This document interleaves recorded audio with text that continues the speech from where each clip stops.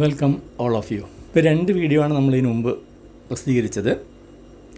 ഒന്ന് voltage and ampere എന്താണെന്നും resistor. ആ രണ്ട് വീഡിയോവും നമുക്ക് ഓൺലൈനിൽ അഡ്മിഷൻ കിട്ടാൻ വേണ്ടി അല്ലെങ്കിൽ നിങ്ങൾക്കുള്ള ഒരു യോഗ്യതയ്ക്ക് വേണ്ടിയുള്ള വീഡിയോസാണ് ഞാൻ ഈ പ്രസിദ്ധീകരിക്കുന്നതൊക്കെ തന്നെ. ഏതാണ്ടൊരു 10 വീഡിയോസ് വരും. നിങ്ങൾ ഏത് കോഴ്സിൽ ചേരുകയാണെങ്കിലും ഈ 10 വീഡിയോസും കണ്ടതിന് ശേഷം മാത്രമേ നമ്മൾ അഡ്മിറ്റ് ചെയ്യുന്നുള്ളൂ. അല്ലെങ്കിൽ എന്താണെന്ന് പറഞ്ഞാൽ ക്ലാസ്സിലിരുന്ന് നമുക്ക് ഒരുപാട് സമയം വേസ്റ്റ് ആക്കേണ്ടി വരും. അപ്പോൾ ഇത് നിങ്ങൾക്ക് വീട്ടിലിരുന്ന് പഠിക്കാവുന്ന രീതിയിൽ തന്നെയാണ് പറഞ്ഞിരിക്കുന്നത്. പിന്നെ നേരിട്ടുള്ള ആവശ്യങ്ങൾക്കൊക്കെ വേണ്ടിയാണ്, അല്ലെങ്കിൽ എന്തെങ്കിലും സംശയങ്ങൾ പെട്ടെന്ന് ദൂരീകരിക്കാൻ വേണ്ടിയാണ് നമ്മൾ ഓൺലൈൻ ക്ലാസ് ചെയ്യുന്നത്. ഈ വീഡിയോ എന്തിനെ ഉദ്ദേശിച്ചാണെന്നുള്ളത് കൃത്യം ആദ്യം പറയാം. ഇതിനകത്ത് നമ്മൾ പഠിപ്പിക്കാൻ പോകുന്നത് ഹൗസ് വയറിംഗ്, ഒരു വീടിൻ്റെ വയറിംഗ് എങ്ങനെയാണ് ചെയ്യുന്നത്, അതിൻ്റെ കാൽക്കുലേഷൻ, വയറിൻ്റെ ഗേജ് കാൽക്കുലേഷൻ, എത്ര ആംബിയർ ഒഴുകും എന്നുള്ളതൊക്കെയാണ്.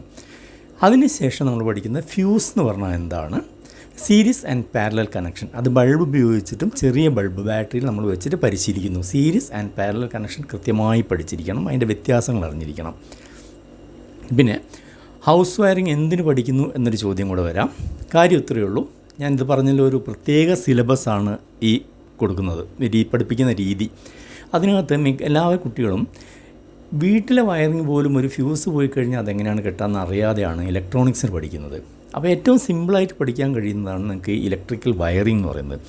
മാത്രമല്ല കൂടിയ ആംബിയർ ആയത് കാരണം നിങ്ങൾക്ക് അതിൻ്റെ കാൽക്കുലേഷൻസൊക്കെ പെട്ടെന്ന് കിട്ടും. വാട്ട്സ് വെച്ചിട്ട് എത്ര ഓരോ വയർ കാണുമ്പോഴേക്കും നമുക്ക് മനസ്സിലാവും ഇതിൽ എത്ര ആംബിയർ ആയിരിക്കും, ഇത്ര റൂംസിന് ഇങ്ങനെ വയർ ചെയ്യുന്നു. അപ്പോൾ അത് വരുന്ന സമയത്ത് ഇതിനകത്താകെ ഹൗസ് വയറിങ്ങിൽ 2 വയറേ വരുന്നുള്ളൂ, മെയിൻലി ഫേസ് ആൻഡ് ന്യൂട്രൽ. പിന്നെ വരുന്ന എർത്ത് കണക്ഷനാണ് വീട്ടിൽ നിന്ന് ഒരു സെക്യൂരിറ്റി പർപ്പസിന്. അപ്പോൾ അതൊക്കെ ഞാൻ നിങ്ങൾക്ക് പടം വരച്ചിട്ട് കൃത്യമായിട്ട് ഇതിൽ വിവരിക്കുന്നുണ്ട്. അപ്പോൾ ഹൗസ് വയറിങ്ങും വയറിൻ്റെ സെലക്ഷനും നിങ്ങൾ പഠിച്ചു കഴിഞ്ഞാൽ 2 ഗുണമാണ് നിങ്ങൾക്ക്. ഒന്ന്, നിങ്ങൾക്കിനി വയറിങ്ങാണ് പഠിക്കാൻ ആഗ്രഹമെങ്കിൽ ഏതെങ്കിലും വയറിങ് ചെയ്യുന്ന ആളുടെ കൂടെ 2-3 ദിവസം പോയാൽ മതി, പെർഫെക്റ്റായിട്ട് പഠിക്കാം. ഈ 2-3 ദിവസം എന്ന് പറഞ്ഞാൽ എല്ലാവർക്കും ആവണമെന്നില്ല. ചിലർക്ക് 2 ദിവസം മതിയാവും, ചിലർക്ക് ഒരാഴ്ച വേണ്ടി വരും. ഡിപ്പെൻസ്, നിങ്ങൾ ആ ഒരു പ്രാക്ടിക്കൽ എക്സ്പീരിയൻസിൻ്റെ കഴിവിനനുസരിച്ച്. എങ്കിലും ഈ ചെയ്യുന്ന പ്രവൃത്തിയുടെ മുഴുവൻ ആശയം നിങ്ങളുടെ മനസ്സിൽ കൃത്യമായിട്ടുണ്ടായിരിക്കും. അതുകൊണ്ട് തന്നെ ഒരു ഡൗട്ടും ഇല്ല. അപ്പം വളരെ സ്പീഡിൽ പഠിക്കാൻ കഴിയും. 2 ഇലക്ട്രോണിക്സ് പഠിക്കുന്ന സമയത്ത് ഇവിടെ ഞാൻ പറഞ്ഞു 2 വയറേ നമ്മൾ ഇതിനകത്ത് യൂസ് ചെയ്യുന്നുള്ളത്. ഇലക്ട്രോണിക്സിൽ അങ്ങനെയല്ല. ഇതേ സിസ്റ്റം തന്നെ മൊത്തം PCB ആണെങ്കിൽ വയറിംഗ് ആണ്. അതിൽ പോസിറ്റീവ് വരാം, നെഗറ്റീവ് വരാം, 5 വോൾട്ട് വരാം, 12 വരാം, ഡിഫറെൻറ്റ് 25 അല്ല 50 വോൾട്ടേജസിൻ്റെ വയറിങ്ങുകളാണ് കമ്പോണൻറ്റ് വെച്ചുകൊണ്ട് മൊത്തം വയറിങ്ങാണ് വരുന്നത്. ബേസിക്കലി വയറിങ് അറിയാത്ത ഒരാൾ ചെന്നിട്ട് ആദ്യം തന്നെ ഈ 100 എണ്ണത്തിൻ്റെ വയറിങ് പഠിക്കുന്ന സമയത്ത് ഒരുപാട് ബുദ്ധിമുട്ടായിരിക്കും. അത് ഒഴിവാക്കാൻ വേണ്ടിയാണ് ഈ ഒരു പ്രിൻസിപ്പിൾ എടുത്തിരിക്കുന്നത്. അതുകൊണ്ട് നിങ്ങൾക്ക് 2 ബെനിഫിറ്റാണ്. ഒന്ന്, ഇലക്ട്രിക്കൽ വയറിങ് നന്നായിട്ട് പഠിക്കാം. ഇനി നിങ്ങളൊരു ഇൻസ്റ്റിറ്റ്യൂട്ടിൽ ചേരാൻ പോവുകയാണെങ്കിൽ, എവിടെ പോവുകയാണെങ്കിലും ഓൾറെഡി ഇതിൻ്റെ എല്ലാ കാൽക്കുലേഷൻസും പഠിച്ചിട്ടായിരിക്കും പോകുന്നത്. അതുകൊണ്ട് തന്നെ വളരെ സ്പീഡിൽ നിങ്ങൾക്ക് പഠിക്കാൻ കഴിയും. ഒരു വയർ കാണുമ്പോഴും ഇനി ഇലക്ട്രോണിക്സ് കമ്പോണൻറ്റ് കാണുകയാണെങ്കിലും അതിൻ്റെ ബേസ് ആവട്ടെ, ട്രാൻസിസ്റ്റർ ആവട്ടെ, എമിറ്റർ ആവട്ടെ, ഇതിലൊക്കെ എത്ര മില്ലി ആംസ് വരും. ഇലക്ട്രോണിക്സിൽ മിക്കവാറും ഒക്കെ മില്ലി ആംസുകളാണ് വരുന്നത്, ആംബിയർ വരുന്നില്ല. അതുകൊണ്ട് കാൽക്കുലേഷൻ ബുദ്ധിമുട്ടൊന്നല്ല, ഇത് പഠിച്ച ആൾക്കത് വളരെ എളുപ്പമാണ്. അതുകൊണ്ടാണ് അപ്പോൾ നിങ്ങൾക്ക് പഠിക്കുമ്പോൾ അത് മനസ്സിലാവും. പിന്നെ സമയത്തിൻ്റെ കാര്യം പറയുകയാണെങ്കിൽ ആക്ച്വലി ഇത് ഒരു 8 hours 1 day ഫുൾ ക്ലാസ്സിലാണ് ഞാൻ വിശദമായിട്ട് എടുക്കുന്നത്, 8 to Z. അതിനെ പരമാവധി എത്രത്തോളം ചുരുക്കാൻ കഴിയുമോ, ഒരു പരിധിയിൽ കവിഞ്ഞ് ചുരുക്കാൻ കഴിയില്ല. കാരണം ഇതിൻ്റെ സബ്ജക്റ്റ് അങ്ങനെയാണ് കിടക്കുന്നത്. കാര്യം നിങ്ങളിത് പഠിക്കാൻ വേണ്ടി മാത്രം പബ്ലിഷ് ചെയ്യുന്ന വീഡിയോ ആയതുകൊണ്ട് കൃത്യമായി തന്നെ ഞാൻ പറഞ്ഞുതരും. സമയത്തിനനുസരിച്ച് നിങ്ങൾ കണ്ടാൽ മതി. ആദ്യത്തെ 2 video voltage and ampere and resistor അത് കണ്ടതിന് ശേഷം മാത്രം ഇത് കാണുക, എങ്കിലേ ഇതിൻ്റെ ബെനിഫിറ്റ് ഉള്ളൂ. ഇതൊരു സീരീസ് ഓഫ് വീഡിയോസ് എന്ന് വെച്ചാൽ ഏതാണ്ട് ഒരു 10 വീഡിയോസ് ഇതിൻ്റെ പ്രിലിമിനറി ഓൺലൈൻ ക്ലാസ്സിൽ ചെയ്തിരുന്നതിന് മുമ്പായിട്ട് പബ്ലിഷ് ചെയ്യുന്ന വീഡിയോസാണ്. ഇത് മുഴുവൻ കണ്ടതിന് ശേഷം മാത്രമേ ഓൺലൈൻ ക്ലാസ്സിൻ്റെ അഡ്മിഷൻ തുടങ്ങുന്നുള്ളൂ. ടൈമിൻ്റെ കാര്യം പറഞ്ഞു. ഇത്രയൊക്കെയാണ് ഈ വീഡിയോയെക്കുറിച്ച് പറയാനുള്ളത്. ഇതിൻ്റെ ഓരോ ഭാഗങ്ങളും വാട്ട്സ് കാൽക്കുലേഷൻ, വയർ, ഇതെല്ലാം ഞാൻ ഓരോന്ന് ഹെഡിങ് കൊടുത്തുകൊണ്ട് പറയാം. അടുത്തത്, കഴിഞ്ഞ വീഡിയോയിൽ വന്ന ഒരു സംശയം, അതിൻ്റെ ഉത്തരം അത് കൃത്യമായിട്ട് മനസ്സിലായിക്കോളൂ. കമൻറ്റ് ബോക്സിൽ വന്നതാണ്. അതിൽ ചോദിച്ചിരിക്കുന്നത് വോൾട്ടേജിനാണോ ആംബിയറിനാണോ ശക്തി കൂടുതൽ, ആംബിയറിനല്ലേ ശക്തി കൂടുതൽ. തികച്ചും തെറ്റായൊരു ധാരണയാണ്, നിങ്ങൾ ധരിച്ചതിൻ്റെ കുഴപ്പമാണ്. ആക്ച്വലി വോൾട്ടേജ് എന്ന് പറഞ്ഞാലും ആംബിയർ എന്ന് പറഞ്ഞാലും 2 അല്ല 1 ആണ്. കൃത്യമായിട്ട് മനസ്സിലാക്കുക. വെള്ളത്തിൻ്റെ ഒഴുക്കിൻ്റെ അവസ്ഥകൾ രണ്ടാണ്. പക്ഷേ ശക്തിയും ലിറ്ററും ഒന്നല്ല. ഇപ്പോൾ വെള്ളം വീഴുന്ന ശക്തി ഒരു മുകളിലെ നില വളരെ ഉയരം കൂടിയ കെട്ടിടത്തിൻ്റെ മുകളിൽ നിന്ന് ചാടുമ്പോൾ നമ്മൾ കൈ വെച്ച് കഴിഞ്ഞാൽ നമുക്ക് അനുഭവപ്പെടുന്ന ശക്തി കൂടുതലായിരിക്കും. താഴെയുള്ളൊരു ടാപ്പിൽ നിന്ന് വീഴുന്ന ശക്തി കുറവ്. അവിടെ നമ്മൾ അളക്കുന്നത് ശക്തിയാണ്. എന്ന് വെച്ചാൽ അതിൽ എത്ര ലിറ്റർ വെള്ളം പോയി എന്നുള്ളത് അളക്കണമെങ്കിൽ അത് ലിറ്റർ കൺസംഷൻ അളക്കണം, എങ്കിൽ മാത്രമേ നമുക്ക് അവിടെ കിട്ടും. അതുകൊണ്ട് രണ്ടവസ്ഥകൾ, ഇലക്ട്രോണുകളുടെ ഒഴുക്കിൻ്റെ രണ്ടവസ്ഥയാണ് വോൾട്ടേജ് എന്ന് പറയുന്നത്, ആംബിയർ എന്ന് പറയുന്നത്. രണ്ടും രണ്ടല്ല, ഒന്നാണ്. പ്രത്യേകം രണ്ടും രണ്ടല്ല. പക്ഷേ ഈ വയറിങ്ങിൻ്റെ ഘട്ടത്തിലും ഇലക്ട്രോണിക്സിൻ്റെ ഘട്ടത്തിലും മിക്കവാറും സ്റ്റേജുകളിൽ നമുക്ക് വോൾട്ടേജ് ആംപ്ലിഫിക്കേഷൻ വേണ്ടി വരും, അതുപോലെ കറണ്ട് ആംപ്ലിഫിക്കേഷൻ വേണ്ടി വരും. വോൾട്ടേജിനെ വർദ്ധിപ്പിക്കേണ്ടി വരും, കുറയ്ക്കേണ്ടി വരും. അതുപോലെ കറണ്ടിനെ വർദ്ധിപ്പിക്കേണ്ടി വരും, കുറയ്ക്കേണ്ടി വരും. അതൊക്കെ ഏതൊക്കെ സന്ദർഭത്തിലാണ് എന്നുള്ളത് ആ ഘട്ടത്തിൽ പറയാം. അതുകൊണ്ടാണ് ഇത് പഠിച്ചു വെച്ച് കഴിഞ്ഞാൽ പിന്നീട് എളുപ്പമായിരിക്കും എന്ന് പറയാൻ കാരണം. അതുകൊണ്ട് ഒരിക്കലും അത് രണ്ടായി തെറ്റിദ്ധരിക്കരുത്. നമ്മൾ രണ്ടാവശ്യത്തിന് വേണ്ടി അളക്കുന്നു. ഇപ്പം വെള്ളത്തിൻ്റെ കാര്യം എടുക്കാം, അല്ലെങ്കിൽ പാലിൻ്റെ കാര്യം എടുക്കാം. നമുക്കത് കിലോയിൽ വേണമെങ്കിൽ കിലോയിൽ അളന്ന് നോക്കാം, അല്ലെങ്കിൽ ലിറ്ററിൽ വേണമെങ്കിൽ ലിറ്ററിൽ അളക്കാം. എന്ന് വെച്ച് പാല് സെയിമാണ് അവിടെ, അതിന് മാറ്റമൊന്നുമില്ല. അതുപോലെ ഇലക്ട്രോണിക്സിൻ്റെ ഒഴുക്ക് സെയിമാണ്. പിന്നെ മറ്റൊരു പ്രത്യേകത കൂടിയുണ്ട് ഇതിനകത്ത്. നമുക്ക് ഇൻപുട്ട് ലഭ്യമായ വോൾട്ടേജിൽ നിന്ന് വോൾട്ടേജ് ഇപ്പോൾ 230 കിട്ടുന്നതെങ്കിൽ അവിടെ നിലനിർത്തിക്കൊണ്ട് അതിനെ നമ്മൾ വീണ്ടും വർദ്ധിപ്പിക്കുകയാണെങ്കിൽ ആ കിട്ടുന്ന ആംബിയർ നേർപകുതിയാവും, ഡിവൈഡ് ചെയ്തു പോകും. അതുപോലെ നിങ്ങൾ ആ കിട്ടുന്ന വോൾട്ടേജിനെ അവിടെ നിലനിർത്തിക്കൊണ്ട് ആംബിയറിനാണ് കൂട്ടുന്നതെങ്കിൽ വോൾട്ടേജ് അവിടെ കുറഞ്ഞു പോകും.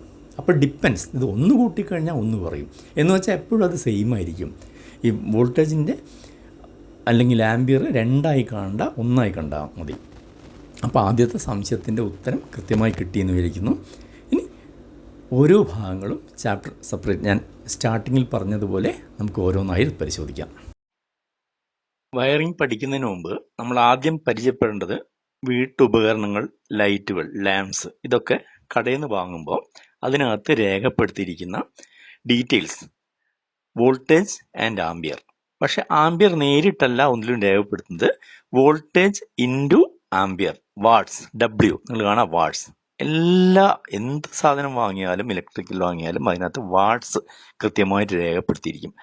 ആ ഉപകരണത്തിലൂടെ നമ്മൾ കണക്ട് ചെയ്യുമ്പോൾ, AC കണക്ട് ചെയ്യുമ്പോൾ അതിലൂടെ എന്തുമാത്രം ഇലക്ട്രോണുകൾ ഒഴുകുന്നു, ആ ഒഴുക്കിൻ്റെ അതിനെ ആ വോൾട്ടേജുമായി ഗുണിച്ചിട്ടാണ് വാട്ട്സ് കണക്കാക്കുന്നത്. അപ്പോൾ വാട്ട്സ് കൂടിയ ഉപകരണങ്ങളാണെങ്കിൽ കൂടുതൽ കറണ്ട് ഒഴുകും, വാട്ട്സ് കുറഞ്ഞാണെങ്കിൽ കുറച്ചൊഴുകും. മെയിനായിട്ട് വരുന്നത് നമുക്ക് ബൾബുകളാണ്. അപ്പം ബൾബ് വാങ്ങുമ്പോൾ വോൾട്ടേജ് ഫിക്സ്ഡ് ആണ്, 230 വോൾട്ട്. അത് ഒരു കാരണവശാലും മാറുന്നില്ല. നമുക്ക് അനുവദിച്ച അല്ലെങ്കിൽ ഇവിടെ അവൈലബിൾ ആയത് 230 വോൾട്ടാണ്. അപ്പം അത് ശ്രദ്ധിക്കേണ്ടത്. നിങ്ങൾ വാട്ട്സ് നോക്കിയാൽ മതി. ബൾബ് LED ബൾബാണ്, ഇപ്പോൾ LED ബൾബ് അല്ലെങ്കിൽ ട്യൂബുകൾ, അതിലൊക്കെ കാണാം 7 വാട്ട്, 10 വാട്ട്. കടയിൽ നിന്ന് ചോദിക്കുന്നതിന് എത്ര വാട്ട് വേണമെന്നാണ് നിങ്ങളുടെ. അപ്പോൾ വാട്ട് കൂടുന്നതിനനുസരിച്ച് കറണ്ടിൻ്റെ ഒഴുക്ക് കൂടും, അതോടൊപ്പം വെളിച്ചം കൂടും. ബൾബിലാണെങ്കിൽ വെളിച്ചം കൂടും, മോട്ടറിലാണെങ്കിൽ പവർ കൂടും അതിൻ്റെ. 7 വാട്ട്, 10 വാട്ട്, 20 വാട്ട്, 50 വാട്ട്, ഇങ്ങനെയൊക്കെയാണ് LED ലൈറ്റും ട്യൂബൊക്കെ വരുന്നത്. Second thing, fans, ceiling fan ആവാം, ടേബിൾ ഫാൻ ആവാം. ഇതൊക്കെ ഏകദേശം ഒരു 60 വാട്ട് അല്ലെങ്കിൽ 100 വാട്ട്, ബിലോ 100 വാട്ട് ഗണത്തിൽപ്പെടുന്നതാണ്. Watts 230 volt, 60 watt. പിന്നെ വരുന്നത് TV, കമ്പ്യൂട്ടർ, അങ്ങനെയുള്ളതൊക്കെ. അതൊക്കെ ഒരു 100 വാട്ട്സ് ആ റേഞ്ചിൽ നോക്കിയാൽ മതി. 50 വാട്ട്സ് ടു 100 വാട്ട്സ് W. ഇതൊക്കെ ലോ കൺസംഷൻ വരുന്നതാണ്. പിന്നെ ഏറ്റവും കൂടിയ കറണ്ട് യൂസ് ചെയ്യുന്ന എന്തൊക്കെയാണ് വരുന്നത്? അയൺ, ഇലക്ട്രിക് അയൺ, ഇസ്തിരിപ്പെട്ടി, ഏതാണ്ട് ഒരു 1400 അല്ലെങ്കിൽ 2000 വാട്ട്സ് വരെ വരാം. പിന്നെ ഫ്രിഡ്ജ് ഒരു 400 വാട്ട് അല്ലെങ്കിൽ 600 വാട്ട് ആ റേഞ്ചിൽ വരുന്നു. പിന്നെ മോട്ടോർ, പമ്പ് സെറ്റൊക്കെ യൂസ് ചെയ്യും, ഒരു 1 HP, ഹാഫ് HP ആണെങ്കിൽ കുറച്ച് വരും. 1 HP ആണെങ്കിൽ ഈസ് ഈക്വൽ ടു 746 വാട്ട്സ് വിചാരിച്ചാൽ മതി. ഏകദേശം ഹാഫ് HP ആണെങ്കിൽ അതിൻ്റെ പകുതി, 746 വാട്ട്സ്, 1000 താഴെ വാട്ട്സാണ് അതിന് വരുന്നത്. പിന്നെ എയർ കണ്ടീഷണർ, AC, അതും ഒരു 1000 വാട്ട്സ്, 1500 വാട്ട്സ്, 2000 വാട്ട് ഈ റേഞ്ചിൽ വരുന്നുണ്ട്. പിന്നെ വരുന്ന വാഷിംഗ് മെഷീൻ, അതും ഒരു 500 വാട്ട്സ് ഈ റേഞ്ചിലാണ് വരുന്നത്. ഇനി അപ്പം പൊതുവെ 2 തരം, ഒന്ന് ലോ കറണ്ട് കൺസംഷനുള്ളൊരു ഐറ്റങ്ങളും കൂടിയ കറണ്ട് കൺസംഷനുള്ള ഐറ്റങ്ങളും, ഇങ്ങനെ 2 സെക്ഷനാണ് വരുന്നത്. ഇനി നമ്മൾ നോക്കേണ്ടത് ഈ വാട്ടിനെ എങ്ങനെ ആംബിയർ ആക്കാം, അല്ലെ ആംബിയറിനെ എങ്ങനെയാണ് ഒരു വാട്ട് ആക്കുന്നത്. അത് ശരിക്കും ബൈ ഹാർട്ട് ആവണം. പെട്ടെന്ന് ഒരു വളരെ നിമിഷങ്ങൾക്കാവും പഠിക്കാവുന്നതേ ഉള്ളൂ. ഇനി വാട്ടിനെ എങ്ങനെ നമ്മൾ ആംബിയറായി കൺവേർട്ട് ചെയ്യും, എന്നിട്ട് വേണം നമുക്ക് ഈ മൊത്തം ഒരു വീട്ടിൽ ഉപയോഗിക്കാൻ സാധ്യതയുള്ള എല്ലാ ബൾബുകളും മറ്റു ഉപകരണങ്ങളും ടോട്ടൽ ചെയ്തിട്ട് ആ വീട്ടിലേക്ക് എത്ര ആംബിയർ കറണ്ട് വേണം എന്നുള്ളതാണ് വയറിങ്ങിൻ്റെ ആദ്യഘട്ടം. ഇത് കണ്ടുപിടിച്ച് കഴിഞ്ഞാൽ ഏതാണ്ട് നിങ്ങൾക്ക് അതിൻ്റെ ഒരു 25% വർക്ക് കഴിഞ്ഞു. അപ്പോൾ ഇനി വാട്ട്സ് ടു ആംബിയർ കൺവേർഷൻ എങ്ങനെയാണ് ചെയ്യുന്നത് നോക്കാം. അപ്പോൾ നമുക്ക് വാട്ട്സിനെ ആംബിയർ ആക്കുന്നത് വളരെ എളുപ്പത്തിൽ പഠിക്കാം. ഇവിടെ ഈ W എന്ന് ഞാൻ എഴുതി, ഈ ഒന്നാമത്തെ ലൈൻ ശ്രദ്ധിച്ചോളൂ. വാട്ട്സ് ഇവിടെയാണ് നിങ്ങൾ ഉപകരണത്തിൽ കാണുന്ന വാട്ട്സ്. എത്രയെങ്കിലും ആവട്ടെ, 7 വാട്ട്, 9 വാട്ട്, 100 വാട്ട്, 500 വാട്ട്, ഇവിടെ അത് മാത്രം എഴുതുക. ബാക്കിയൊക്കെ കോൺസ്റ്റൻ്റ് ആണ്. ഇത് നിങ്ങൾക്കറിയാം, കാൽക്കുലേറ്ററാണ്, ഹരിക്കണം, ഡിവൈഡഡ് ബൈ 230 വോൾട്ട്. എപ്പോഴും 230 വോൾട്ട് ഫിക്സഡ് ആണ്, അതിന് മാറാൻ പോകുന്നില്ല. അപ്പോൾ ഇത് രണ്ടും ഫിക്സഡാണ്. നിങ്ങളിവിടെ ഈ സംഖ്യ മാത്രമേ എഴുതാനുള്ളൂ. ഒരു സംഖ്യ മാത്രമേ നിങ്ങൾക്ക് കാൽക്കുലേറ്ററിലാണെങ്കിൽ ടൈപ്പ് ചെയ്യാനുള്ളൂ. ജസ്റ്റ് ഇവിടെ ഉദാഹരണം നോക്കാം. അപ്പം 230 വോൾട്ട് കൊണ്ട് ഹരിക്കാം നമുക്ക്. അതിൻ്റെ ഉത്തരം ആംബിയർ ആയിരിക്കും. ഇനി സെക്കൻഡ് ലൈൻ ഞാനിവിടെ എടുത്തിരിക്കുന്ന 1000 വാട്ട്സാണ്. 1000 W, 1000 വാട്ട്സ് എത്ര ആംബിയർ കറണ്ട്, 1000 വാട്ട്സിൻ്റെ ഒരു ലോഡ് നമ്മൾ AC-യിൽ ഘടിപ്പിക്കുകയാണെങ്കിൽ അതിലോട്ടുള്ള വയർ എത്ര ആംബിയറിൻ്റെ വേണം, അതാണ് കണ്ടുപിടിക്കുകയാണ് ആവശ്യം. ആ ആംബിയറിനേക്കാൾ കൂടുതൽ കപ്പാസിറ്റിയുള്ള വയർ എടുക്കാം, ഒരിക്കലും കുറയരുത്, കൂടിയതെടുക്കാം. മിനിമം എത്ര വേണം എന്നുള്ളത്. അപ്പോൾ നമ്മൾ ഈ പറഞ്ഞ പോലെ 1000 ഹരിക്കണം ഡിവൈഡഡ് ബൈ 230 സമം 4.347 എന്ന് വെച്ചാൽ 4 ആംബിയർ കറണ്ട്, 347 മില്ലി ആംബിയർ കൂടെ വരുന്നു. അപ്പോൾ ഏകദേശം 4.5 ആംബിയർ കറണ്ടാണ് ഇത്രയും ലോഡ് ഘടിപ്പിച്ചാൽ ഇതിലേക്ക് ഒഴുകുന്ന കറണ്ട്. അപ്പം അതിൻ്റെ കേബിൾ തീർച്ചയായിട്ടും ഒരു 5 ആംബിയറെങ്കിലും ഉണ്ടായിരിക്കണം. അതിൽ കുറഞ്ഞു കഴിഞ്ഞാൽ അത് ചൂടാവുമോ അല്ലെങ്കിൽ ഉരുകിപ്പോകാനോ സാധ്യതയുണ്ട്. ഇങ്ങനെയാണ് watts two ampere calculation.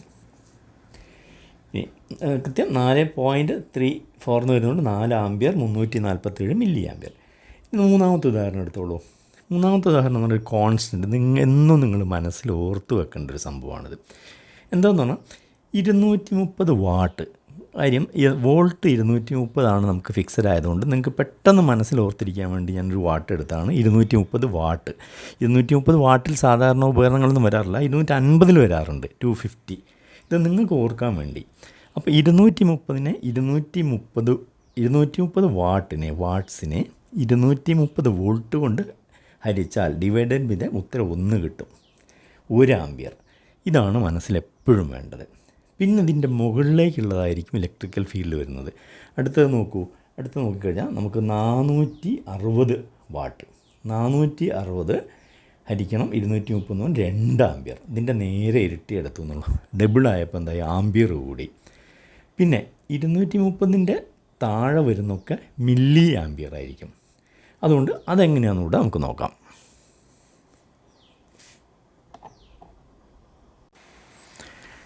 Electrical ഫീൽഡൊക്കെ എപ്പോഴും ആംബിയറാണ് വരുന്നത്.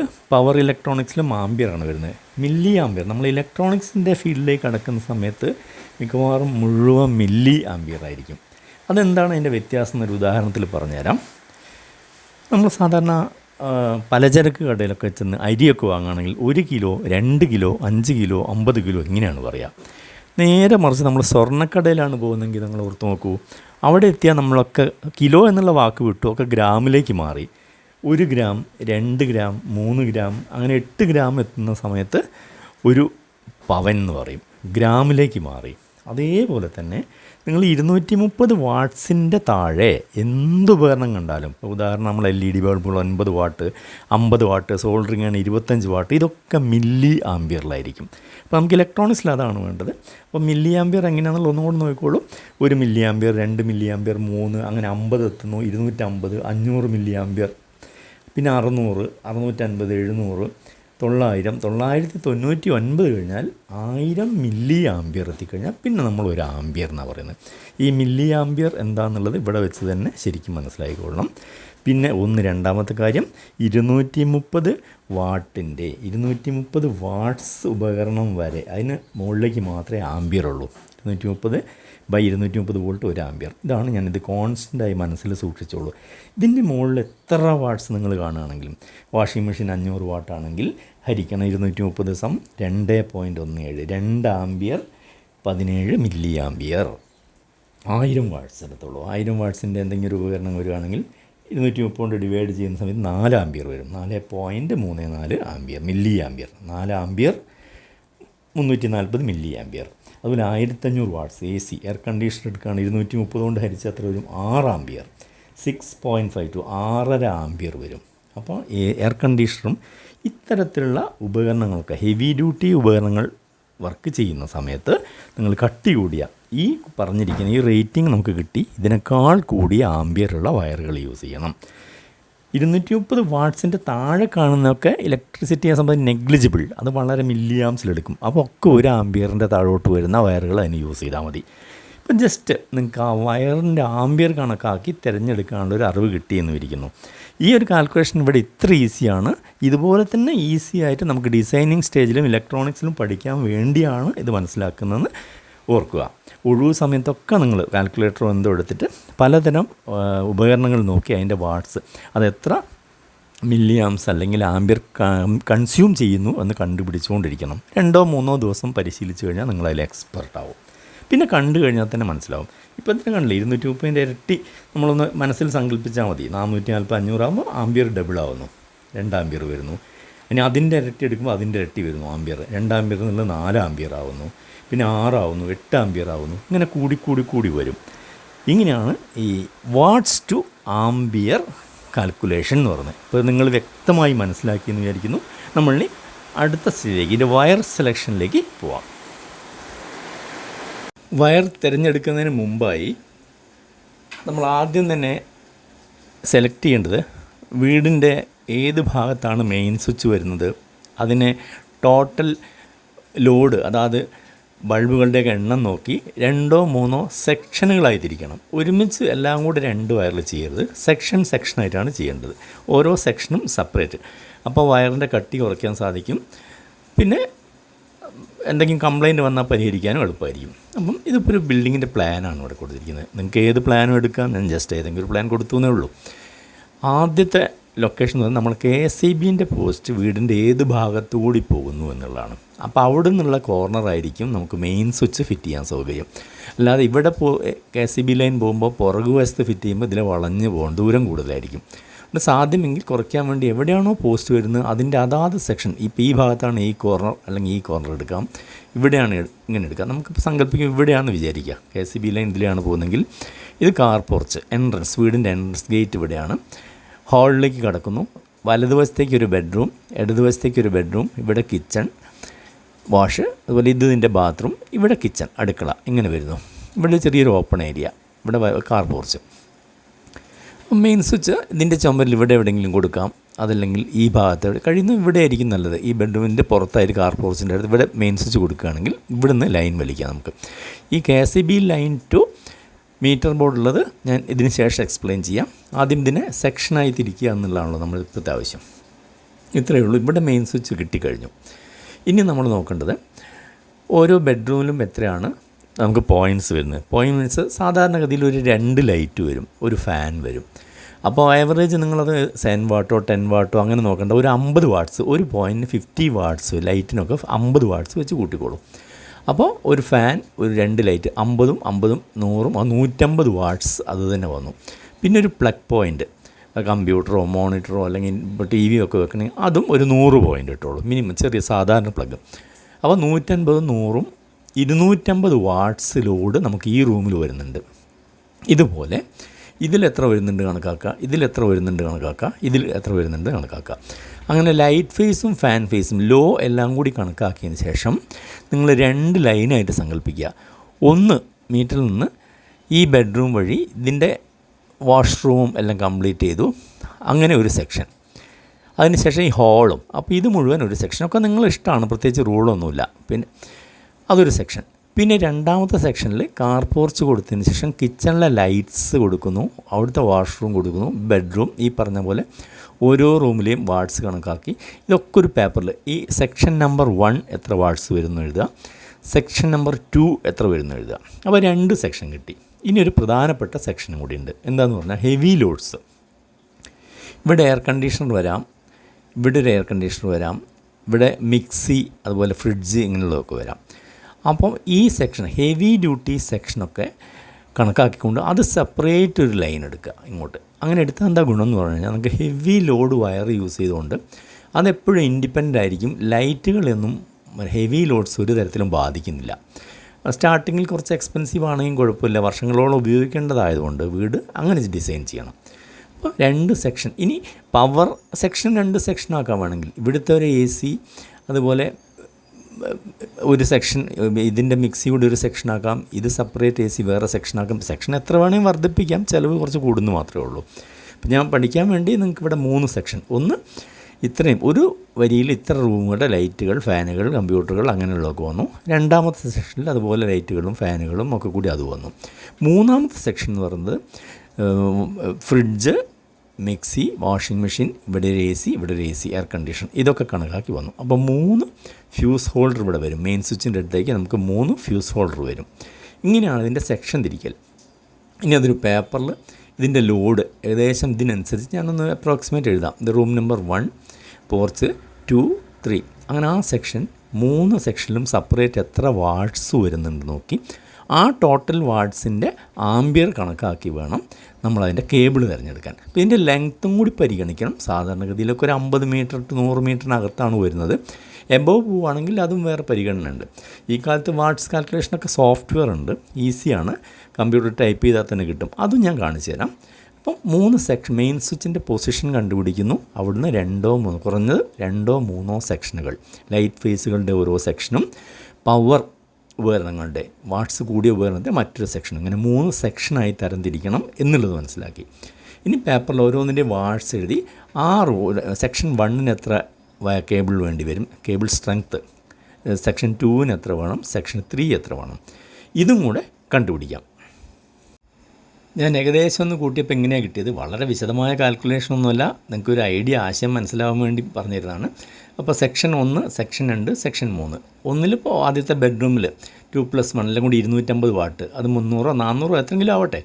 പിന്നെ രണ്ടാമത്തെ അതിൻ്റെ ബാത്റൂം സെക്ഷനിൽ ഒരു 150, ഹാളിൽ ഒരു 400 വാട്ട്, ഇങ്ങനെയൊക്കെ കൂടി ടോട്ടൽ ഇതിപ്പോൾ 800 വാട്ട് കിട്ടി.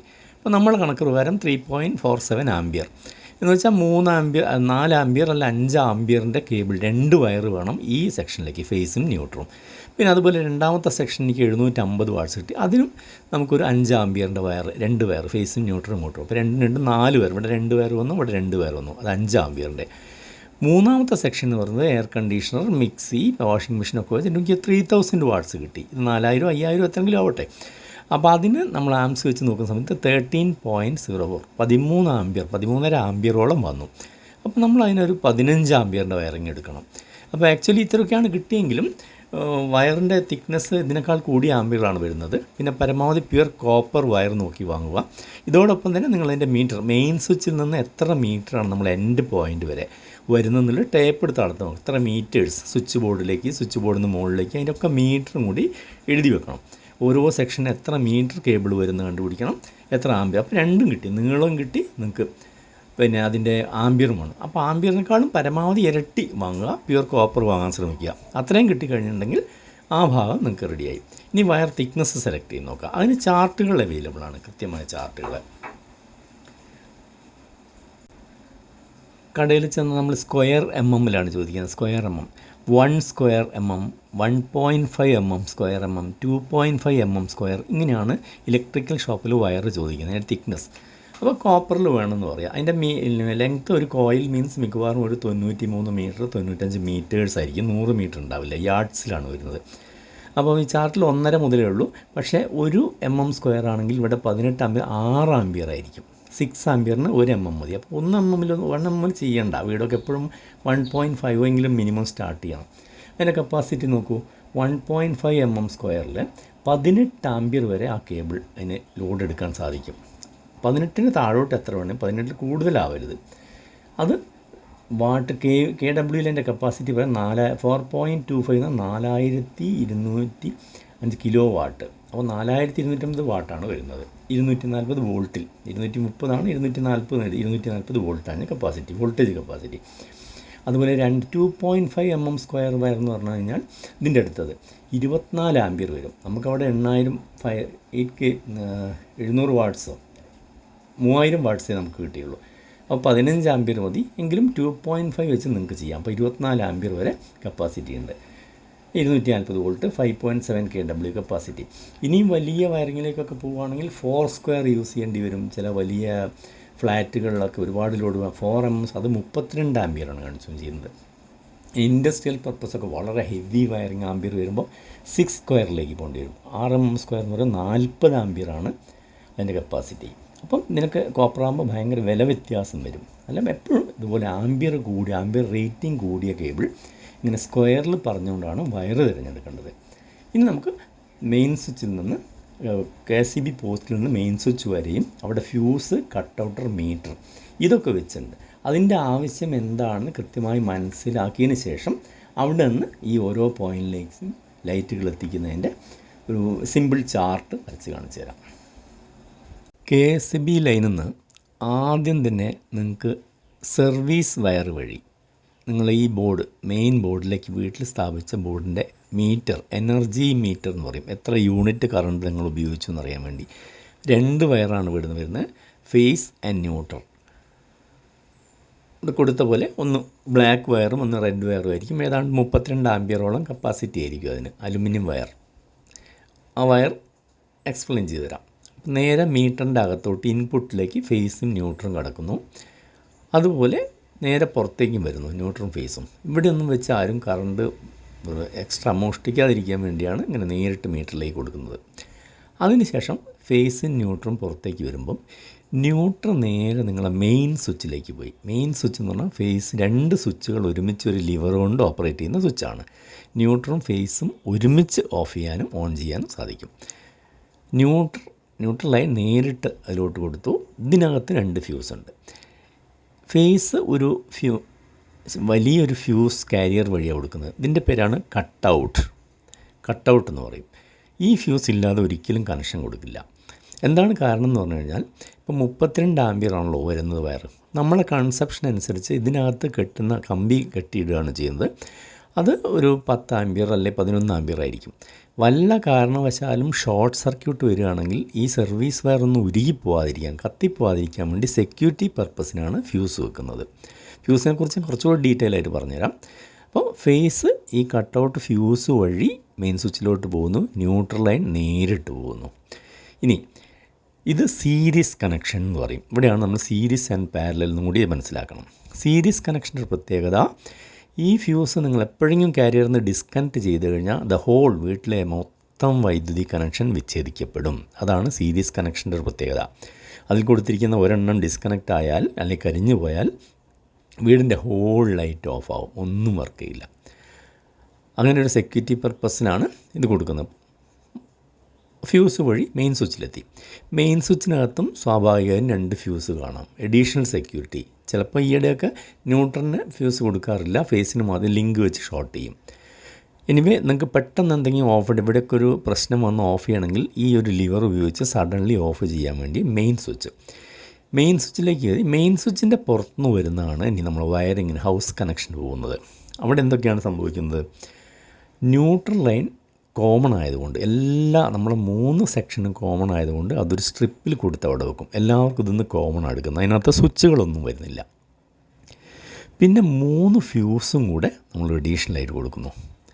ഈ ഫ്യൂസിൻ്റെ ആവശ്യം എന്ന് പറഞ്ഞു കഴിഞ്ഞാൽ ഈ പറഞ്ഞ പോലെ ഏതെങ്കിലും ഒരു സെക്ഷനിൽ നമുക്ക് വല്ല ഷോർട്ട് സർക്യൂട്ടും വന്നാൽ അതിൻ്റെ മാത്രം ഫ്യൂസ് പോയാൽ മതി, ചെന്ന് മാറ്റിയിട്ടാൽ മതി. ഒക്കെ മൊത്തത്തിൽ പോകണ്ടല്ലോ. മൊത്തത്തിലൊന്നും ഇവിടെ ഉണ്ട്, കട്ടൗട്ടിലുണ്ട്. ഇവിടെ നമ്മൾ കണക്ഷൻ കൊടുക്കുന്നതെന്ന് ശ്രദ്ധിച്ചറിയാം, പാരലാണ്. ഈ വരുന്ന ഫേസ് 1 കൊടുത്തു, അതേ വയർ എക്സ്റ്റെൻഡ് ചെയ്ത് 2 കൊടുത്തു, ഇതെടുത്ത് 3 കൊടുത്തു. ഔട്ട് സെപ്പറേറ്റ് വരുന്നു. ഇതിൻ്റെ ഒരു പ്രത്യേകത, പാരലൽ കണക്ഷനിൽ ഫ്യൂസ് കൊടുക്കുമ്പോൾ ഇതിലേതെങ്കിലും ഒരു ഫ്യൂസ് ഡിസ്കണക്റ്റഡ് ആയാലും ഒന്നാമത്തത് പോയി കഴിഞ്ഞാൽ 2നെയും 3നെയും ബാധിക്കുന്നില്ല, അത് വർക്ക് ചെയ്തുകൊണ്ടിരിക്കും. അതുപോലെ 3 ഒഴിക്കുന്നതെങ്കിൽ 1നെയും 2നെയും ബാധിക്കില്ല, ഇത് മാത്രം ഈ സെക്ഷൻ മാത്രമേ ഓഫാവും. അങ്ങനെ സെപ്പറേറ്റ് സെക്ഷൻ ചെയ്തു. ഇതൊന്ന് നമ്മൾ ലൈറ്റ് ഫേസിന് വേണ്ടി യൂസ് ചെയ്തു, ഇതും ലൈറ്റും ഫാനിനൊക്കെ വേണ്ടി യൂസ് ചെയ്തു. 32 ആംസ്, ഇത് 16 ആംസ്, 32 ആംബിയറാണ് നമ്മൾ AC-ക്കും ഫ്രിഡ്ജിനൊക്കെ വേണ്ടി കൊടുത്തിരിക്കുന്ന 3ാമത്തെ ലൈൻ. ഇവിടുന്ന് 3 പോകുന്നു. ഇതുകൂടാതെ ഒരു എഡീഷണൽ സെക്യൂരിറ്റി കൂടിയുണ്ട്. വീട്ടിലൊക്കെ എർത്ത് പൈപ്പ് എന്ന് കാണാം, എർത്ത് പൈപ്പ്, മണ്ണിലൊരു പൈപ്പ് കുഴിച്ചിട്ടൊരു കോപ്പർ സ്ട്രിപ്പ് ഈ മെയിൻ സ്വിച്ചിൻ്റെ ബോർഡിലോട്ട് കൊടുത്തിരിക്കും. അവിടുന്നും ഒരു വയറെടുത്തിട്ട് വീടിൻ്റെ എല്ലാ സ്വിച്ചുകൾ പ്ലഗ് സോക്കറ്റ് എവിടെയൊക്കെ ഉണ്ടോ ഉപകരണങ്ങൾ അവിടേക്കൊക്കെ ഒരു കണക്ഷൻ ഉണ്ട്. ഇതിന് എർത്ത് എന്നാണ് പറയുന്നത്. എർത്ത് ഗ്രൗണ്ട് ഭൂമിയിൽ നിന്ന് കുഴിച്ചെടുക്കുന്നതുകൊണ്ട് എർത്ത് കണക്ഷൻ. ഇതും ന്യൂട്രൽ ലൈനും സെയിം പൊട്ടൻഷ്യലായിരിക്കും. അതാണ് അതിൻ്റെ കാരണം. അത് അടുത്ത സ്റ്റേജിൽ ഞാൻ വിവരിച്ചു തരാം. ഇലക്ട്രോണിക്സിൽ നമുക്ക് ആവശ്യമുണ്ട്. ശരിക്കും പറഞ്ഞാൽ ഈ ഫേസ് ലൈനിന്നും ന്യൂട്രലിനും ഒരു ബൾബിലേക്ക് കണക്ഷൻ കൊടുക്കുമ്പോൾ അത് പ്രകാശിക്കുന്ന പോലെ തന്നെ ഫേസ് ലൈൻ ടു എർത്ത് ഒരു കണക്ഷൻ കൊടുത്താലും ബൾബ് പ്രകാശിക്കും. അങ്ങനെ കൊടുക്കാൻ പാടില്ല. ഇത് രണ്ടും തുല്യ പൊട്ടൻഷ്യലാണെന്ന് അറിയിക്കാൻ വേണ്ടി പറഞ്ഞു എന്നേ ഉള്ളൂ. അപ്പോൾ നമ്മുടെ വീട്ടിലെ ഉപകരണങ്ങളെ ബോഡി, ഇസ്തിരിപ്പെട്ടിയൊക്കെ അതിൻ്റെ ബോഡിയിലോട്ടാണ് എർത്ത് കണക്ഷൻ വരുന്നത്. വല്ല കാരണവശാലും ഫേസ് ലീക്ക് ചെയ്ത് ബോഡിയിലെത്തുമ്പോൾ നമുക്ക് ഷോക്ക് ഏൽക്കാതിരിക്കാൻ വീട്ടിലെ അതിൻ്റെ ഓണർക്കും അതിൻ്റെ കുടുംബത്തിനും സെക്യൂരിറ്റിക്ക് വേണ്ടിയാണ് എർത്ത് കണക്ഷൻ എടുക്കുന്നത്. അതുപോലെ നിങ്ങളുടെ മൊത്തം വയറിങ്ങിൻ്റെ പ്രൊട്ടക്ഷൻ, വയറിംഗ് ഒന്നും ഷോർട്ട് സർക്യൂട്ട് വന്നാൽ കത്തിപ്പോവാതിരിക്കാൻ വേണ്ടി അതിൻ്റെ സെക്യൂരിറ്റിക്കാണ് ഫ്യൂസുകൾ ഉപയോഗിക്കുന്നത്. ഇതിൻ്റെ ഒരു പ്രശ്നം എന്താണെന്ന് പറഞ്ഞാൽ പഴയ കാലത്ത് ഇത് നമ്മൾ ഒരു ഫ്യൂസ് കരിഞ്ഞു പോയി കഴിഞ്ഞാൽ വയറുരുകിയാൽ വീണ്ടും വന്ന് സ്ക്രൂ ഡ്രൈവറൊക്കെ ഉപയോഗിച്ച് അഴിച്ച് അതിൻ്റെ കമ്പി വെച്ച് കെട്ടണം. അതിന് പകരമാണ് ഇപ്പോൾ ലേറ്റസ്റ്റായിട്ട് RCCB വന്നിരിക്കുന്നത്. എന്ന് വെച്ചാൽ ഓട്ടോമാറ്റിക് ഷോർട്ട് സർക്യൂട്ട് വന്നാൽ ഉടൻ അതിൻ്റെ ലിവർ ഓഫ് ആവുന്നു. പിന്നീട് നമ്മൾ കറക്റ്റ് ചെയ്തതിന് ശേഷം വന്നിട്ട് ജസ്റ്റ് അതൊന്ന് ഓൺ ചെയ്ത് കൊടുത്താൽ മതി. അപ്പോൾ ഫ്യൂസ് ഇങ്ങനെ അഴിച്ച് കെട്ടേണ്ട ആവശ്യമില്ല. അതും സെലക്ട് ചെയ്യുമ്പോൾ 16 ആമ്പിയർ ആണോ 32 ആമ്പിയർ ആണോ ആ സെക്ഷൻ്റെ ലോഡിനനുസരിച്ച് നമ്മൾ സെലക്ട് ചെയ്യണം. ഇവിടെ വെച്ച് വയറിങ് സ്റ്റാർട്ട് ചെയ്യാം. അപ്പോൾ നിങ്ങൾക്ക് ഫേസ് ന്യൂട്രൽ കിട്ടി, കോമൺ ആയിട്ട് കിട്ടി. ഈ ഫേസുകളൊക്കെയാണ് ഓരോ ഉപകരണത്തിലേക്കും സ്വിച്ച് വഴി പോകുന്നത്. ഫാനിനാണെങ്കിൽ സ്വിച്ച് വേണം, ബൾബിനാണെങ്കിൽ സ്വിച്ച് വേണം, ഫേസൊക്കെ സ്വിച്ച് വഴി പോകും. ഇത് നേരിട്ടായിരിക്കും പോകുന്നത്. ന്യൂട്രലേ എല്ലാവർക്കും കോമൺ ആയിട്ട് പോകും, അതിന് സ്വിച്ചില്ല. പിന്നെ എർത്ത് എവിടെയൊക്കെ പ്ലഗ് സോക്കറ്റുകളുണ്ടോ അതിന് എർത്ത് ആവശ്യമാണ്. ഇനി അടുത്തത് വയറിങ്ങിൻ്റെ ഒരു ബ്ലോക്ക് ഡയഗ്രാം, എങ്ങനെയാണ് സ്വിച്ച് വഴി ഓരോ റൂമിലേക്കും കൊടുക്കുന്നത്, അതിൻ്റെ ന്യൂട്രൽ ലൈൻ എങ്ങനെയാണ്, എർത്ത് ലൈൻ എങ്ങനെയാണ്, ആ ഡയഗ്രാം കൂടി വരച്ചു കഴിഞ്ഞാൽ നിങ്ങൾക്ക് ഏതാണ്ട് ഈ ഇലക്ട്രിക്കൽ വയറിങ്ങിനെ കുറിച്ച് ഒരു പൊതു ഐഡിയ കിട്ടി. ഇനി നിങ്ങളൊരു വയറിങ്ങിനൊക്കെ പോവുകയാണെങ്കിൽ പഴയ ഒരു മനസ്ഥിതി ആയിരിക്കില്ല, ഇതുകൂടെ ഉൾക്കൊണ്ടുകൊണ്ടാണ് നിങ്ങൾ പോകുന്നത്. അപ്പോൾ കുറച്ചുകൂടി എളുപ്പമായിരിക്കും. ഇലക്ട്രോണിക്സിലും അങ്ങനെ തന്നെ.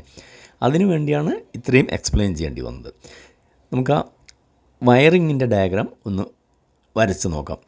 അതും കൂടെ ആകുമ്പോൾ ഈ സെക്ഷൻ ഏതാണ്ട് കംപ്ലീറ്റ് ആവും.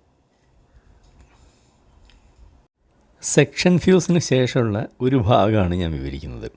നമുക്ക് ന്യൂട്രൽ ലൈൻ കിട്ടി, ഫേസ് ഒരു ഫ്യൂസ് വഴി വരുന്ന ഫേസ് ലൈൻ കിട്ടി, ഗ്രൗണ്ട് എർത്ത് കണക്ഷൻ കിട്ടി. ഇതാണ് നമ്മുടെ സ്വിച്ച് ബോർഡ്. സ്വിച്ച് ബോർഡിനകത്ത് നമ്മളിതിനകത്തൊരു 5 പിൻ സോക്കറ്റ് യൂസ് ചെയ്യുന്നുണ്ട്. 3 പിൻ ഓർ 5 പിൻ സോക്കറ്റ്. ഇങ്ങനെ സോക്കറ്റ് ഉണ്ടെങ്കിൽ മാത്രമേ ഈ ബോർഡിനകത്തേക്ക് എർത്ത് കണക്ഷനും ന്യൂട്രൽ ലൈനും വരേണ്ട ആവശ്യമുള്ളൂ. അല്ല, ലൈറ്റുകളും ഫാനും മാത്രമാണെങ്കിൽ ഫേസ് മാത്രം മതി. പ്രത്യേകം ശ്രദ്ധിക്കുക. അപ്പോൾ അതും കൂടെ ഉൾപ്പെടുത്തിക്കൊണ്ടാണ് ഇങ്ങനെ വന്നത്. ഇനി എത്ര സ്വിച്ച് ഈ റൂമിൽ എന്തൊക്കെയാണ് കണക്ഷൻ വരുന്നത്?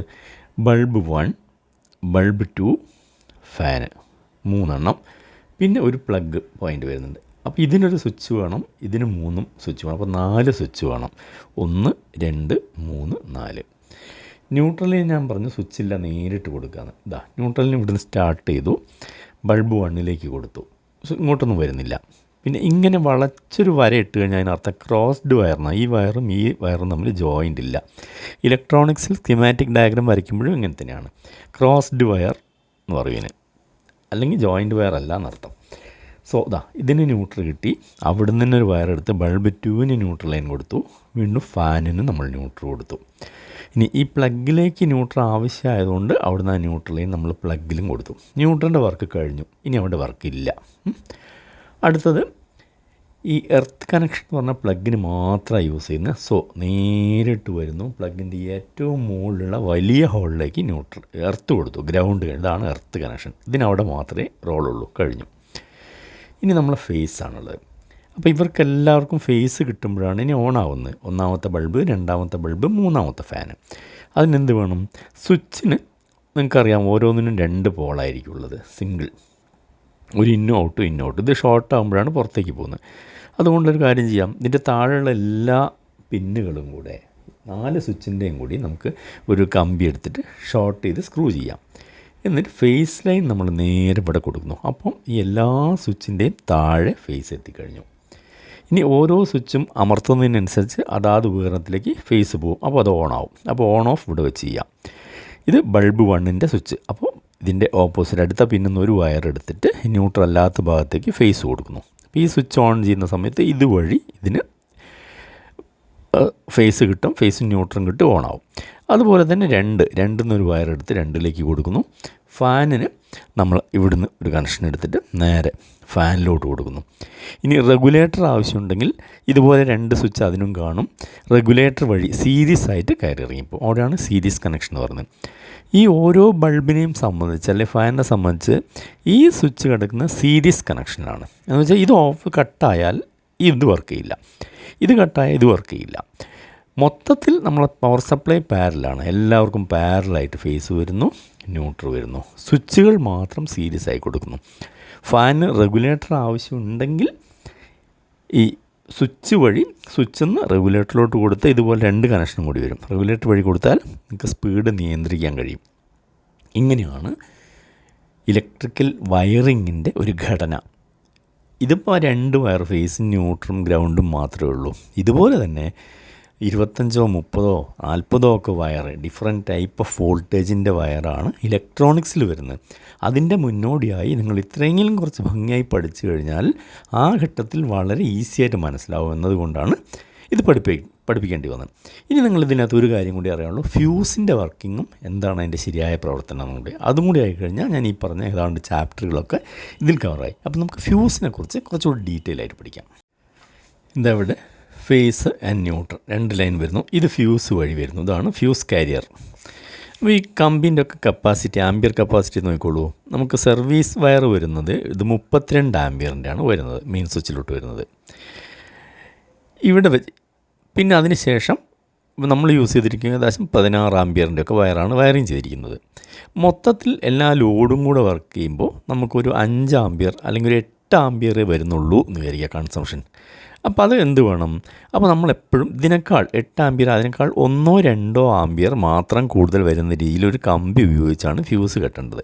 അപ്പോൾ ഫലത്തിൽ ഇതിൻ്റെ ആംബിയർ കപ്പാസിറ്റി കമ്പി എന്ന് പറയുന്നത് ഫ്യൂസ് കാരിയറിനകത്ത് കിടക്കുന്ന 9 ആംസേ ഉള്ളൂ. ഇവിടെ 32, ഇവിടെ 16. ഷോർട്ട് സർക്യൂട്ട് എന്ന് പറഞ്ഞു കഴിഞ്ഞാൽ ഫേസും ന്യൂട്രലും കൂടി ഇൻസുലേഷനും കാണും പോയി നേരിട്ട് ഇങ്ങനെ ഷോർട്ടാവുന്ന അവസ്ഥ. അത് പല കാരണങ്ങളോട് സംഭവിക്കാം. എവിടെയെങ്കിലും കണക്ഷൻ മാറിപ്പോയിട്ട് വരാം. പിന്നെ ഓവർലോഡ് കൊണ്ടും വരാം. ഓവർലോഡ് എന്ന് പറഞ്ഞു കഴിഞ്ഞാൽ നമ്മൾ ഉപയോഗിച്ചിരിക്കുന്ന 16 ആംബിയറിൻ്റെ വയറിൽ ഒരു സോക്കറ്റിൽ, പ്ലഗ് സോക്കറ്റിൽ ആരെങ്കിലും പമ്പ് സെറ്റ്, വെൽഡിംഗ് സെറ്റ് അങ്ങനെ വളരെ വലിയൊരു എന്തെങ്കിലും അറിയാതെ ഉപയോഗിക്കുമ്പം കൺസംഷൻ 16 നിന്ന് 32 അല്ലെങ്കിൽ 40 മാറും പെട്ടെന്ന്. അങ്ങനെ മാറുന്ന സമയത്ത് ഈ വയറ് ചൂടായി ഉരുകിപ്പോവും ഫ്യൂസ് വയർ. അങ്ങനെയാണ് ഇത് മുഴുവൻ സംരക്ഷിക്കപ്പെടും ഒരു കംപ്ലൈൻറ്റും ഇല്ലാതെ. അങ്ങനെ ഉരുകിപ്പോവാൻ വേണ്ടിയാണ് നമുക്ക് ആവശ്യത്തെക്കാൾ കുറച്ച് കൂടുതലാക്കി ഇത് കിട്ടുന്നത്. ഒരിക്കലും ഈ ഇൻപുട്ട് കേബിളിനേക്കാളോ നമ്മൾ യൂസ് ചെയ്ത കമ്പിയേക്കാളോ കൂടുതൽ ആംബിയർ റേറ്റിംഗുള്ള ഫ്യൂസ് വയർ ഉപയോഗിക്കാൻ പാടില്ല. അങ്ങനെ സംരക്ഷിക്കപ്പെടാനാണ് ഫ്യൂസ് ഉപയോഗിക്കുന്നത്, ഇലക്ട്രോണിക്സിലാണെങ്കിലും ഇലക്ട്രിക്കലിലാണെങ്കിലും. ഇതാണ് ഫ്യൂസിൻ്റെ ആവശ്യം എന്ന് പറയുന്നത്. ഇപ്രകാരം ഷോർട്ട് സർക്യൂട്ട് എന്ന് പറയുന്ന സമയത്ത് 1/2 സെക്കൻഡ് കൊണ്ട് തന്നെ ഇപ്പോൾ 16 ആംബിയർ ആണെങ്കിലും ആ ട്രാൻസ്ഫോമർ കപ്പാസിറ്റി ഒരു 100 ആംബിയറോ 500 ആംബിയർ ആണെങ്കിൽ 1/2 സെക്കൻഡ് കൊണ്ട് ഇതിലൂടെ 500 ആംബിയറോളം ഒഴുകാൻ ശ്രമിക്കുന്നു. അപ്പോൾ താങ്ങാൻ കഴിയില്ല, അത് ഉരുകിപ്പോവും. ഇങ്ങനെ ഈ ഷോർട്ടിംഗ് പ്രിൻസിപ്പിളാണ് വെൽഡിംഗ് സെറ്റൊക്കെ വർക്ക് ചെയ്യുന്നത്. നിങ്ങൾ കണ്ടു കാണും. ഇത്രയും വലിയ ഒരു കമ്പി, ഒരു 8 kg 10 kg ഇരുമ്പ് കമ്പി പോലും ഉരുകിപ്പോവാനുള്ള ഒരു ശക്തി ഇലക്ട്രിസിറ്റിക്കുണ്ട്. അപ്പോൾ ഇതൊക്കെ വളരെ നിസ്സാരമാണ് ഷോർട്ട് സർക്യൂട്ട് വരുമ്പോൾ. അത് കാരണമാണ് പെട്ടെന്ന് ഇൻസുലേഷൻ കത്തുന്നു, തുണിക്കടകളിലൊക്കെ തീ പിടിക്കുന്നു എന്ന് പറയുന്നത് ഓവർലോഡ് വന്നിട്ടാണ്. ഒരു AC കൊടുക്കേണ്ടതിന് പകരം 4 5 AC ശ്രദ്ധിക്കാതെ കൊടുത്തു കഴിഞ്ഞാൽ പെട്ടെന്നല്ലെങ്കിലും ഒരു മിനിറ്റുകൾ കൊണ്ടോ അല്ലെങ്കിൽ ഒരു അരമണിക്കൂറിനകം ഈ കമ്പി വയർ കേബിൾ ചൂടായി പതുക്കെ അതിൻ്റെ ഇൻസുലേഷൻ ഉരുകാൻ തുടങ്ങും. ഉരുകി ഉടൻ തന്നെ 2 കമ്പി, അതിനുള്ളിലെ 2 കണ്ടക്ടറും തമ്മിൽ കൂട്ടിമുട്ടി ഷോർട്ടാകുമ്പോൾ അവിടെ ഭയങ്കര അഗ്നിബാധ വരും, തീ വരും. അപ്പോൾ പിന്നെ സെക്കൻഡുകൾ മതി. ഇങ്ങനെ ഓവർലോഡിൽ നിന്നും അതുപോലെ ഷോർട്ട് സർക്യൂട്ടിൽ നിന്നും നമ്മുടെ സർക്യൂട്ടിനെ അല്ലെങ്കിൽ ബോർഡിനെ, വീട്ടിലെ വയറിങ്ങിനെ ഒക്കെ സംരക്ഷിക്കപ്പെടാനാണ് ഈ ഫ്യൂസുകൾ എന്ന് പറയുന്ന സിസ്റ്റം യൂസ് ചെയ്യുന്നത്. RCB ആണെങ്കിലും RCCB ആണെങ്കിലും പെട്ടെന്ന് അത് ഓഫാവുന്നതുകൊണ്ട് തീ പിടിക്കാനുള്ള അത് ഒഴിവായി കിട്ടുന്നു. ഇതാണ് ഫ്യൂസിൻ്റെ ഒരു ശരിയായ പ്രവർത്തനം എന്ന് പറയുന്നത്. വീഡിയോ കണ്ടതുകൊണ്ട് മാത്രം പോരാ, നിങ്ങളുടെ കൂട്ടുകാരോടൊക്കെ ഈ വിഷയമായി നിങ്ങൾ ഡിസ്കസ് ചെയ്യണം. ഓരോ വയറും കാണുമ്പോൾ എത്ര ആംബിയർ ആണ്, ഫ്യൂസിനെ കുറിച്ചും. മാത്രമല്ല, അവസരം കിട്ടുമ്പോഴൊക്കെ നിങ്ങൾ പ്രാക്ടിക്കലായി പരിശീലിക്കണം. അപ്പോഴാണ് നിങ്ങളുടെ അറിവ് കൂടുതൽ വളരുന്നത്. ഈ ഫീൽഡിൽ വലിയ പരിചയമില്ലാത്തവർക്ക് വീഡിയോ വളരെയധികം പ്രയോജനപ്പെട്ടു എന്ന് വിചാരിക്കുന്നു. വീണ്ടും അടുത്ത വിഷയവുമായി കാണുന്നതുവരെ ഗുഡ് ബൈ.